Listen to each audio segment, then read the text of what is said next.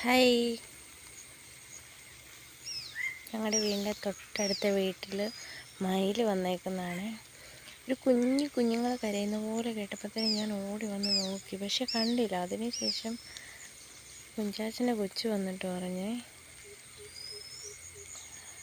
ഇവിടെയുണ്ട് നോക്കാം.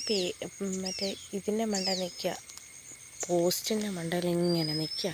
അത് കഴിഞ്ഞപ്പോഴത്തേനതേ വീടിൻ്റെ മണ്ടയിലോട്ട് പോയി.